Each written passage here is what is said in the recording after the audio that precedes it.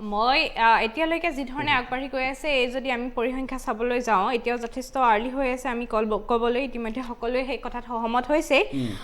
240খন বা 45খন আসনৰ যি অগ্ৰগতি ইতিমধ্যে ধাৰা অব্যাহত আছে এই ধাৰা মই ভাবো 300খনৰ ওচৰা-ওচৰি লৈ যোৱাৰ সম্ভাৱনা আছে সেই সম্ভাৱনা নুই কৰিব নোৱাৰি যেহেতু এতিয়াও বহুকেইটা ৰাউণ্ড খুলিবলৈ বাকি আছে আৰু যদি পপুলেশ্যন ডেমোগ্ৰাফিৰ পৰা চাব যোৱা যায় তেনেহ'লে তাতে বিভিন্ন ধৰণৰ আমাৰ পেটাৰ্নটো আৰু ইউপি পেটাৰ্নটোৰ মাজত যথেষ্ট এটা পাৰ্থক্য আছে আৰু সেই পাৰ্থক্য অনুসৰি ফলাফল ওলাবলৈ বহুকেইটা আৰু ফেক্টৰ আছে গতিকে সেই সময়লৈ আমি অপেক্ষা কৰাটো কিছু উচিত আৰু মই ভাবো যিটো আমাৰ আশানুৰূপ ফলাফল আমি যদি উত্তৰাখণ্ডত লাভ কৰিম বুলি আমি কৈছো বা আমি গোৱাত বা আমাৰ মণিপুৰত আমি যি ধৰণৰ ফলাফল লাভ কৰিম বুলি ভাবিছো সেই ধৰণে আশানুৰূপ ফলাফল আমি লাভ কৰিম আৰু পাঞ্জাবৰ ক্ষেত্ৰত আজি আপৰ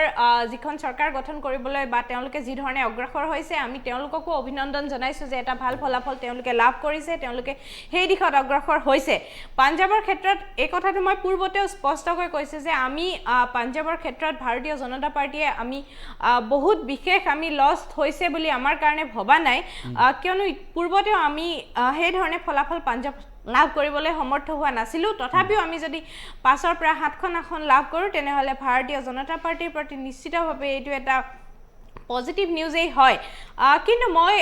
আপৰ আমাৰ যিজন সতীৰ্থ আছে অৰবিন্দ কেজৰিৱাল ডাঙৰীয়াৰ যথেষ্টখিনি কথা কৈ আছে যে এইখিনি কামৰ কাৰণে ৰাইজে নিশ্চিতভাৱে তেওঁলোকক আঁকোৱালি লৈছে ঠিক আছে মই সেই কথাষাৰ আমি পাঞ্জাবৰ ভাৰ্ডিক্টৰ পৰা এটা অনুমান কৰিব পাৰিছো যে পাঞ্জাবত আপক আঁকোৱালি লৈছে জনতা জনাৰ্দনে সেই ৰায় প্ৰদান কৰিছে কিন্তু এই কথাটো যদি চাবলৈ যোৱা যায় যে তেওঁলোকে যিটো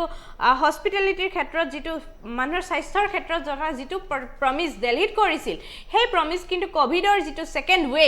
ৱেভত কিন্তু আমি সেই প্ৰমিস বা মহল্লা হস্পিটেলৰ তেওঁলোকৰ যি কথা কনসেপ্টৰ কথা কৈছিল টোটালি কিন্তু আমি এটা ফেইলাৰ সিস্টেম আমি দেখিবলৈ পাইছিলো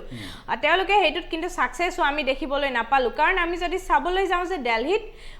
কোনোবা দিন 700 মানুহলৈকে মৃত্যু এই কোভিডৰ সেকেন্ড ৱেভত আমি হোৱা দেখিবলৈ পাইছিলো যেটো হে গভৰ্ণমেণ্টখনৰ এটা টোটাল ফেইলাৰ আছিল বাট হেখন জিএই নহওক যেহেতু কেন্দ্ৰীয় চৰকাৰৰ ব্যৰ্থতা হেইটোৱে এই কথাটো যেতিয়াই তেওঁলোকে এই কথাটো কয় যেতিয়াই তেওঁলোকে এই কথাটো কয় যে এইটো কেন্দ্ৰীয় চৰকাৰৰ ব্লেমৰ কথা গুছি যায় তেওঁলোকে সদায় কিন্তু ব্লেমটো তেওঁলোকৰ সাকসেসটো সদায় তেওঁলোকৰ নিজা বুলি ক'বলৈ বিচাৰে দেই সাকসেসটো সদায় কয় যে কেজৰিৱাল চৰকাৰ দাদা আপুনি মানে আপুনি নিউট্ৰেল হিচাপে আছে বুলি কোৱা কাৰণে মই কৈ আছো আপুনি এজ এ নিউট্ৰেল আপুনি ভূমিকা ৰোলটো প্লে কৰক সেই সময়ত কি কৈছিল জানেনে কেন্দ্ৰীয় মন্ত্ৰী কি কৈছিল গম পায় কৈছিল যে দিল্লীৰ মানুহে বেছিকৈ অক্সিজেন কিয় লৈ আছে বোলে কমকৈ অক্সিজেন ল'ব লাগে তেনেকুৱা ধৰণৰ মন্তব্য দিছিল আপোনাৰ কেন্দ্ৰীয় মন্ত্ৰীয়ে আপুনি এইবোৰ উদাহৰণ নিদিব চাওক আপোনালোকে নিৰ্বাচনত ভাল ফলাফল শুনক আপোনালোকে ভাল ফলাফল কৰি আছে ভাল ধন্যবাদ ভাৰ্ডিক্ট দিছে আপৰ কাৰণে যেটো পাঞ্জাবত ভাৰ্ডিক্ট দিছে আমি নিশ্চিতভাৱে ওয়েলকাম কৰিছো পাঞ্জাবৰ জনতাৰ হেতু ৰায়দান আমি মানি লৈছো